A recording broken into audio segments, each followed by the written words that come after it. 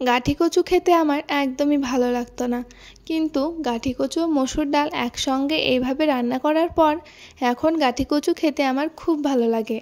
Hello everyone, আসসালামু আলাইকুম। চলে আসলাম আবারও এক নতুন রেসিপি নিয়ে। সম্পূর্ণ ঘরোয়া উপকরণে করব, খেতেও খুব ভালো হয় আর যে কেউ খুব সহজে বানিয়ে ফেলতে পারবে।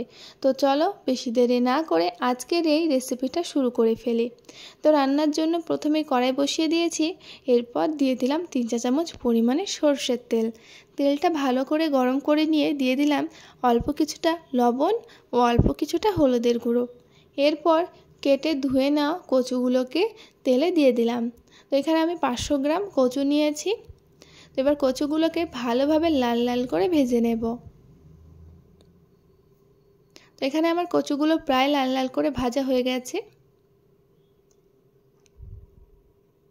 তো এখানে সব কচুগুলোই খুব সুন্দর লাল লাল করে ভেজে নিয়েছি, তুলে নেব। এবার দিয়ে দেব রান্নার জন্য পরিমাণ মতো সরষের তেল। এখানে আমি সরষের তেল ব্যবহার করেছি, তোমরা যে কোনো রান্নার তেল ব্যবহার করতে পারো। তেলটা গরম করে নিয়ে দিয়ে দিলাম ছোটো চামচের 1 চা চামচ পরিমাণের 5 ফোড়ন ও একটা ছোট এলাচ ও দারুচিনি। এবার দুটো পেঁয়াজ এরকম ছোট ছোট করে কেটে নিয়েছি, পেঁয়াজগুলো দিয়ে দিলাম। পেঁয়াজগুলোকে এবার হালকা ব্রাউন করে ভেজে নিতে হবে।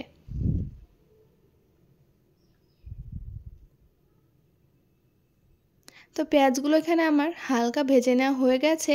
এবার দিয়ে দেব আদা রসুন বাটা। তো আদা ও রসুন আমি এখানে একসঙ্গে পেস্ট করে নিয়েছিলাম।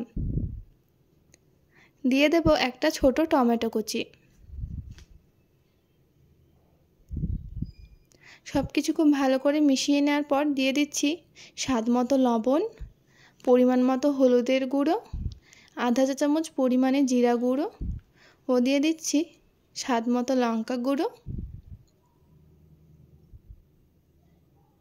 সব কিছু খুব ভালোভাবে মিশিয়ে মশলাটাকে কিছুক্ষণের জন্য কষিয়ে নেব।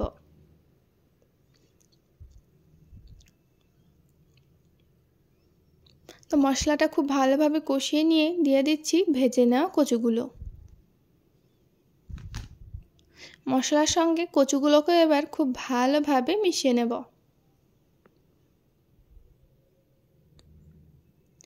এবার দিয়ে দেব মসুর ডাল। তো এখানে আমি ছোটো বাটির 1 বাটি মসুর ডাল নিয়েছি। মসুর ডাল এবার কচুর সঙ্গে খুব ভালো করে মিশিয়ে নেব। অল্প একটু জল দিয়ে ডাল ও কচু মশলার সঙ্গে ভালোভাবে কষিয়ে নিতে হবে।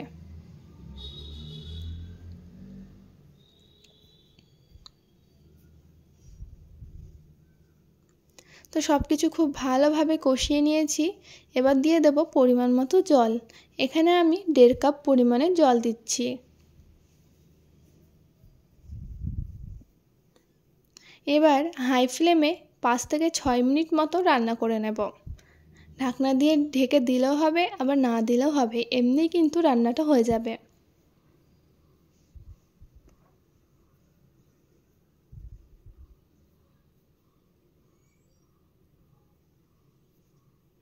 ওপর দিয়ে দিয়ে দেব দুটো চেরা কাঁচা লঙ্কা।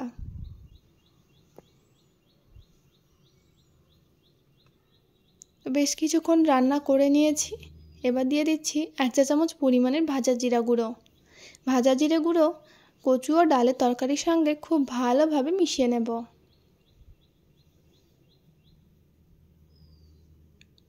তো এখানে আমার গাঠি কচু দিয়ে মসুর ডালের তরকারি হয়ে গেছে, নামিয়ে নেব। দেখতে যেমন সুন্দর হয়েছে, খেতেও কিন্তু খুব ভালো হয়েছিল। গাঠি কচু খেতে যদি পছন্দ না করো, তাহলে গাঠি কচু দিয়ে মসুর ডালের তরকারিটা এভাবে বানিয়ে দেখো, দেখবে খুব ভালো লাগবে। ফিরে আসবো আবারও কোনো নতুন ভিডিও নিয়ে। সবাই ভালো থেকো, সুস্থ থেকো, আল্লাহ হাফেজ।